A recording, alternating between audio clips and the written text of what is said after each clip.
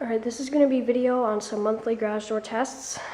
So the one video I made in my grandma's garage didn't really turn out all that well, so I'm going to make this one. But the three main things you should test every month are: 1, the balance of the door; 2, these little safety eyes down here; and then 3, the safety reverse system, which is when you close the door on a 2x4.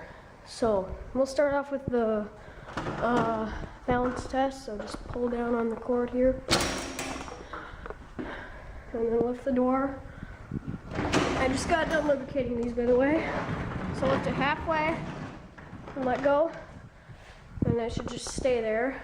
So that means it's balanced.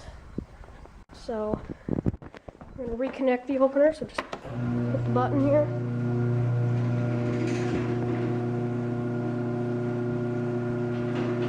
And the opener is reconnected. And now we are going to test the safety sensors. So when you do this, we're just going to use my lube here. We're going to put something in the way of the safety sensors.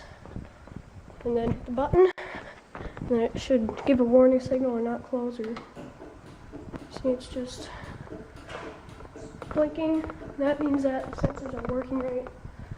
So the next step is testing the safety reverse system. So what you do is right here, put a 2x4 flat in the center where the door closes, and then hit the button. And then it needs to reverse on the board, otherwise it needs to be adjusted.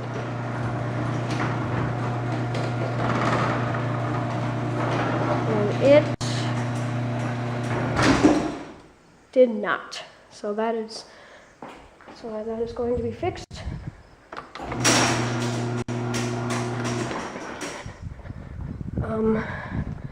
So I will be making a separate video on how to fix that, which is just a simple travel adjustment.